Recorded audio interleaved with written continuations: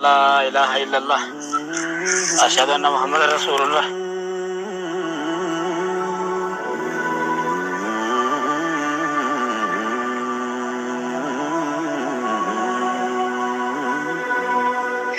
Ati caaltuu dhiyootana maal jennee walii gallee najjeessisuuf hajji na ergite. Jaartiin isaa maraattu sun inni haaluma jiraan beekti malee hidhaa jiraan beektu. Walumaa galatti wanti jechuu dhufneef hajjiin hidhamee jechuuf dhufne irra nu.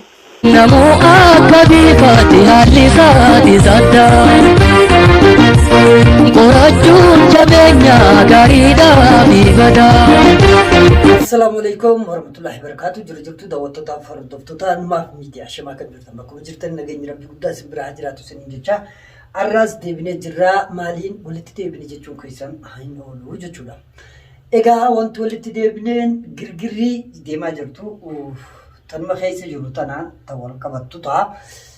Inshallah maaltu deemaa jira? Inshallah sin rabbitiin dursa bagaa rabbi nagaa waliin nu deebisee isiniin jechuu barbaada. Itti aansuudhaan ammoo wanti qabannee isiniif dhufne tokkoffaanii Sa'iid Faadha. Sa'iid Faan maalirra jiranii? Inshallah haala Sa'iid Faan irra jiranii kan waliin ilaallu ta'a. Itti aansuudhaan abbaa mana wardaa Abrahaam ni beeytan jeetiin amana gollicha gololcha hajuu sirriitti hubattan jeetiin abdadhaa.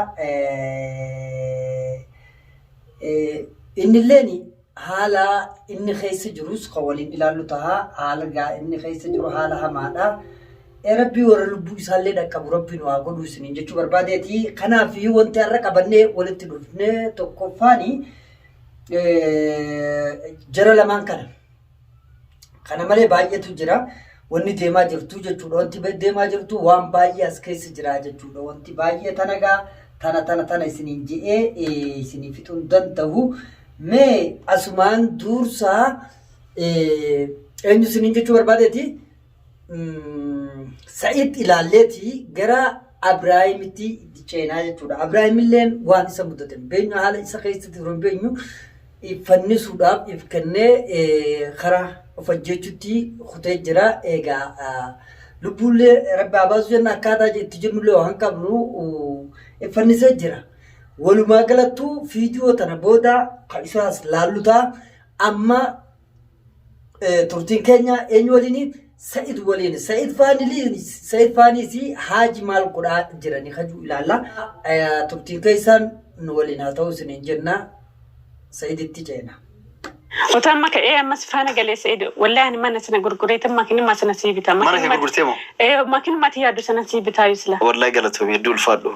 Ani makiinaa bitachuu hin dadhabne birrii ni qaba inshallah ni bitaa jedhe. Ati garuu beeka gatlaa kama min galta biyya. Nangala daa'ima kiyya argannammaa. Daa'imti amma si harka geetti ni galtaati yoo galte ati naa bituu dhiisi anuu waan wacii si gargaara. Nangala. Anuu si gargaara waan wacii. Nangala rakkoon qabdu imma kiyya malee jechuudha. Daa'imni hanqi kalaas amma si harka geetti inshallah atummaan nagaan biyya galii yoo barbaade wacii anuu si gargaara. Inshallah nagaan rabbi sillee galchuu daa'imteetii wajjillee nagaan si galchuu eegaluu fedhii qabaatti. Fedhan qaba kamtu fedhan qabu fedhan qaba. Yoo tole jettee galte hin jettooti amma kaameeraa fuuldura akkana jetta malee. Yoo tole jettee galte anuu si gargaara waan wacii. Ati immoo yaada na yaaddeef mana kan keessa of duraaf jiraachuuf ilmoota itti guddifachuuf yaaddu san gurgureetu makiinaa sanuu si bitan hangatte hedduu galatoomi. Du'aayin tanti ana kennaa mana san caalu yookaan makiinaa san caalu tolchii du'aayin haa godhan du'aayin san barbaada akka ilmaan tiyyaa wajji rabbi wanti jedhu san fedha malee gabbu'ee ani alhamdulillah guyyaa gabbu'ee makiinaa tiyyan bitadha. Inshallah rabbiin isaa gargaaru. Akkasi tolchii du'aayin jabeessati. Inshallah tamam. Akkasi yeroo hundaayyuu du'aayi qofa na jabeessi akka ijoolleetti yaa rabbi waliin nu fidu qofa jabeessi. Inshallah. Makiinaa nuu bitessi mul'isa inshallah. Inshallah ani inna maatii galti boolatti akka seegan abdii qabayyu. Inshallah. Du'aayi tolchii badhakkatti. Sumiyyaanis garaa laaftee. Ayya inshallah. Hordoftoota Numaaf Miidiyaa Sa'iid Faan waan irra jira waliin ilaalee jira. Kana qofaa miti. Kun egaa jaalala walii qabanii fi haala isaan waliin jiran haala keessa jiranii fi akkasumatti mararfannoo waliin qabanirraa kan ka'ee hanga waadaa walii galuu waan jechuu barbaada waliin jechuu irratti hafuulleeffate ta'a jechuudha. Itti aansuudhaan hoo maal jechuu barbaadeeti Numaaf asirratti jaalala namaa qabaachuun baay'ee bareedaadha. Hanga san hunda of qabdeef. haa ta'u ammas walii rabbi haa dhiisu jenna. Kana booda immoo maaltu jira kaju'u mee salaamtaa Sa'id tana egaa booda waan jira ilaalla. Amma gama Sa'id Faatti namallee isin dabarsaa turtiin keessan dhufaan haa turu isiniin jaa. Assalamu alaikum warahmatullahi wabarakatuh. Hordoftoo daawwattoota keenya akkam jirtan bakka jirtan nageenyi si wajjin haa jiraatu jechaa mee caaltu salaamata gaafadhu. Assalamu alaikum warahmatullahi wabarakatuh. Akkam jirtu hordoftoota fi kabajamtoota keenyaa jirtu bakka jiraattan bakka isin jirtan hunda nageenya jiraatu.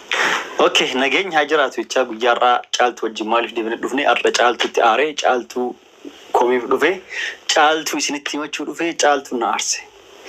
Ati caaltu dhiyoo tana maal jennee walii gallee najjeessisuuf hajji na ergite. Daansa ajjeesisuuf sitti hin ergine. Hin kijibi nama caaltu. Dhugaa rabbiin Hajjiin na haa jiruuf hidharraa isa baastee na ergite. Maali kan hundi ansii jedheetiin akkana ta'e. Ani isaa diruuf miti Sa'id maaliif na akkas godhani akkas miti. Ani xiqqoo isa dhukkubnaani garanna dadhabee yaalchisuuf baasee yaalamee jennaan immoo hajjiin akkuma hojii isaa duritti deebi'e. Isarraalee ergan baasee baay'ee tokko fayyadamee isarra baay'ee fayyidaa argadde. Fayyadamaa argatte. Kotata mana keessa jiru baaste? Tokkoffaa kotata mana keessa jiru baaseetiin bahee sadaffaammoo ayyuudhaaf waa erguu deemtiyyuu sallee dhaga'ee akka hin ergineef akka diyyaa namarraan fudhanne sitti mee ishiin immoo sis akka waraantutti miti ajjeetti lakkan dhiyaanne sitti mee kalaas ofirraa eegdeetu silaatoo sitti mu baadhee akkuma tasaat akkuma durii godunyaa kooteettee dhaabattee osoo waliin naasoftoota ati hin beekin si waraanuu danda'a. Kasanii yoo rabbi waraanam jedhee waraanama. Yoo rabbi waraanam jedhee waraanamti. Yoo rabbi waraanam isin jedhee karaa kam inni immoo akkasuma akkasii garuu ansitti aareeti.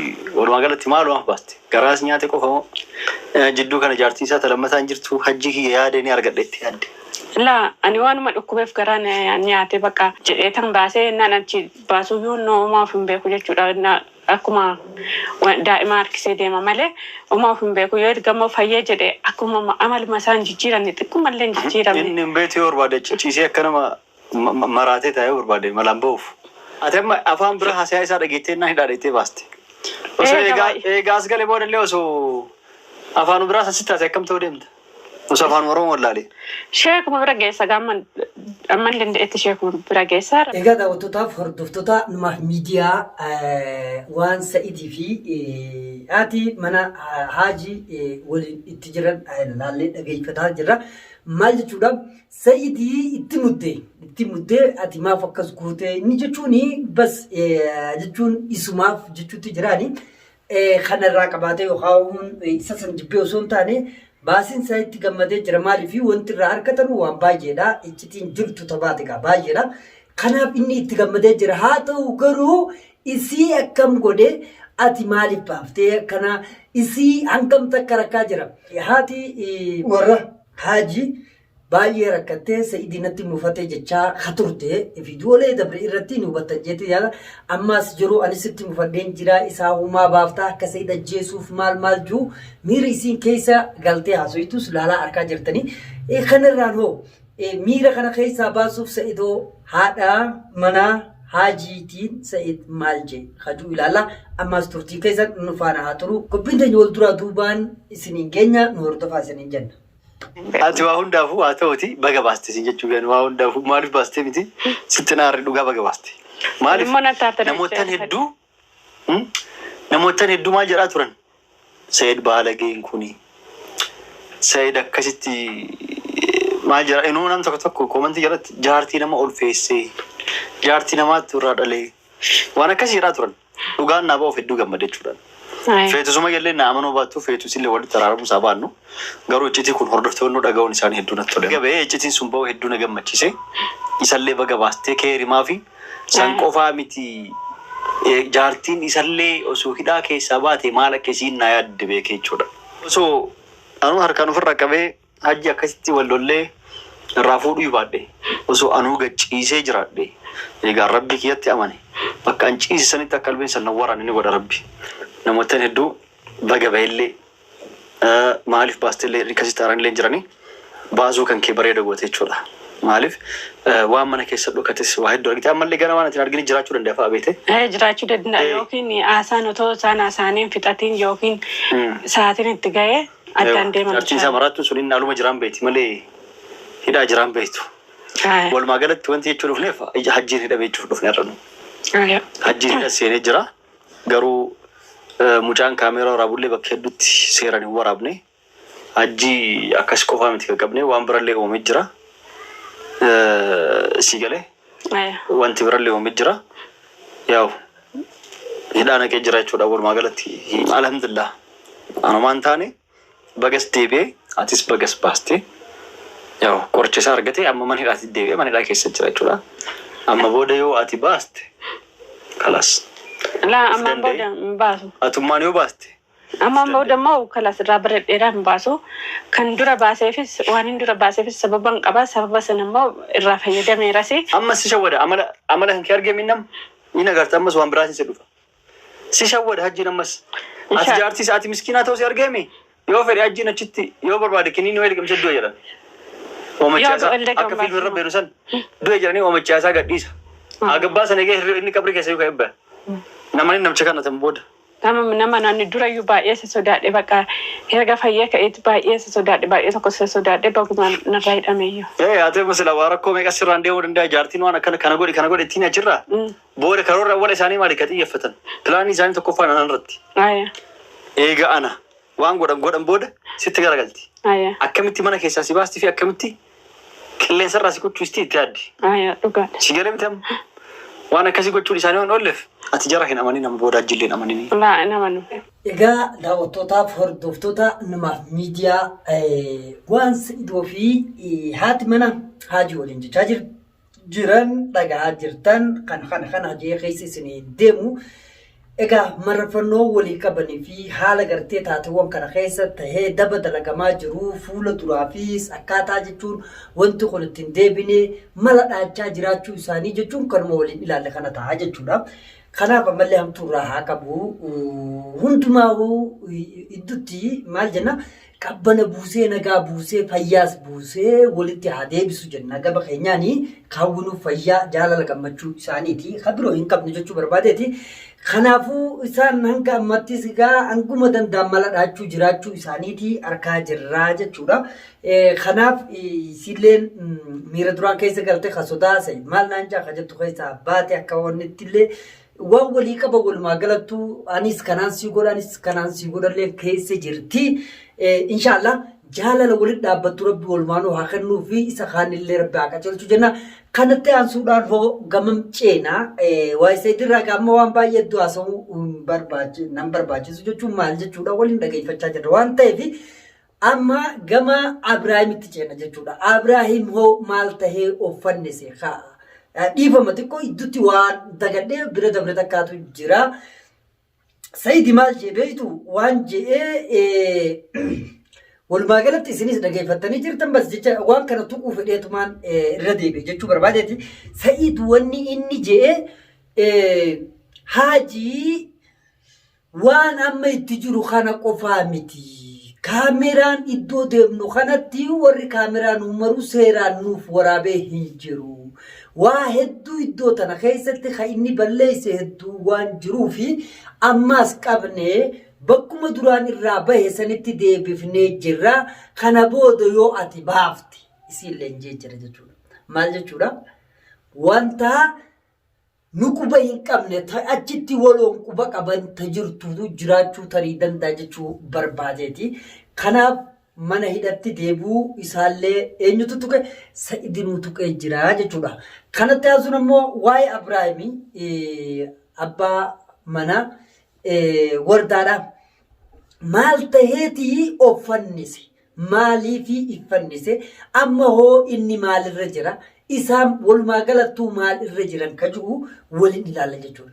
Woo yaa Oromooti yaa waa walitti dhaaman haalli fedhe yoo dhufe wanni fedhe yoo dhufte iffannisuu harka ofiitiin of galaafachuu irraa of eeggachuudhaan nu barbaachisaa jechuudha. Waan kana asirratti qofa osoo hin taane dakattis irraa gaafatama harka ofiitiin namni lubbuu isaa baasu irraa gaafatamaa jechuudha. Kanaafi ofii of galaafachuun bu'aa hin qabu. Waan jiraa hunda keessatti obsa qabaachuun feesisaa jechuudha.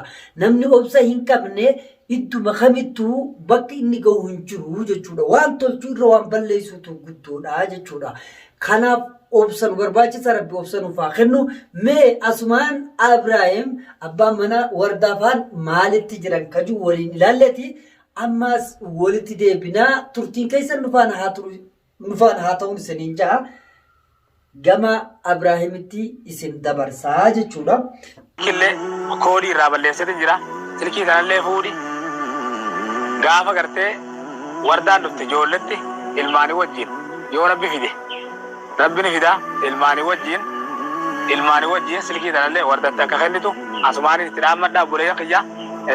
Ammoo hidhaa sunillee hogga dhufe siitoo akka malee godhe akka hin jenne wanni qaamni seerallee viidiyoo tan akka argu asumaaniin dhaamsa kiyya dhaama itti filime kanatti wajjin dhaggeeffadhaadha. Sanboota gama iffannisuu kiyyatti deemaa jiru bulee kiyya. Kunoo dhaggeeffadhaa bulee kiyya.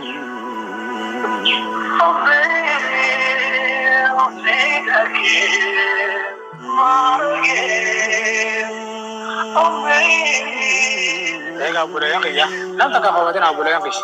Tiyu maaf, nak lena rapsina, diri lena ranti katina. Hello, apa kata? Oh, assalamualaikum. Waalaikumsalam warahmatullahi wabarakatuh. Kamu naga? Iya, orang. Gerah, alhamdulillah. Boleh saja, boleh serabbi. Galat tu, mana manturan aku tu kira rabbi jasa siapa baru? Mal. Yoni situ boleh saja di mana aku di? Anak mau orang tu boleh saja jerat, anak Yoni tu boleh saja jerat di mana si korek ni jerat. Wan dah tahu di mana si korek rabbi aja. Ammo ram situ ramad lu situ lende su ilmu kejasan. Rabbi wajib situ amana. Situ amana demu fin dema. Demu fin dema karena boleh tu jerat ilmu kejasan situ amana. Biyamba udema. Ilmu kejasan. Akasih mesti angkut itu jerat. Di mana aku di mana si korek jerat. Kau nak lillahi ilmu kejasan situ amana ni. Wardayo rutte silki wardana ni kabdayo si karu tudate garte silki dante yo go video hota zadne video ratte mata silki dante ti akka chinar garte o garte khagal tudane sebil biltu takaw mo silki mati diya ne kabda silki mati biyade mumbe to biyade biyanan dem ne benen dem udema silki bini ni kabda bini da bilbili ilma qisa garte akal do se juhure mati yetra ge sitti amana anamma dem bin dem kharabu bin dem arabu bin dem Haram dem dah cibo. Angkarabu bin dema, nana gartu amambo dan nana gartu angkute. Sitte amana nagaiti. Hindu bin anak kute ini jeraman tu sini aku kute. Hindu bin nagaiti amana. Amana nagaiti. Uno boleh yang kerja ki kunille ramzi kabu. Wah tak uno kodi ramale sedin jera. Uno sirki tunille uno ti. Sirki tunille pure amana jole tiada nak no boleh yang kerja.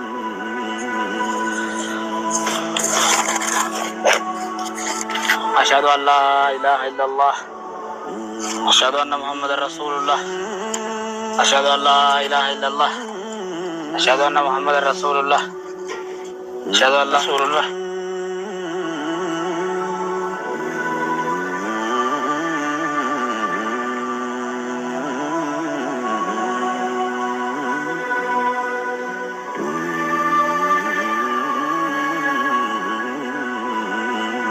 Egaa daawwattootaaf hordoftoota Almaaf Miidiyaa waan nama gaddisiisaa sammuu nama cabsaa jechuudha. Harkaa jirrus kanuma. Garuu maaliif wanti kun tahee kajuu dhugaa dubbachuuf wanti kun nama dhiba. Akkaataan isaa namaan galuu jechuudha. Kanaafi dhaammannoo isaatiis waan inni dhaammataa jirus haala inni jechaa jiru waliin ilaalee jira kana isinitu tuqunni. Hundumaafuu waan hunda keessatti rabbummaan karaa sirrii, karaa nagaa, karaa dadaa, karaa jaalalaa, karaa gaarii irratti nu haa qabu. Hunduma keenya nu haa qajeelchu jenna. Waan kanarratti miira keessa seenan jira waan hin beeku. Hanga viidiyoo birooti walitti deebinutti nagaa naa turaan isinin ja'a nagayette. Kana caalaa waan dubbaduu qabu.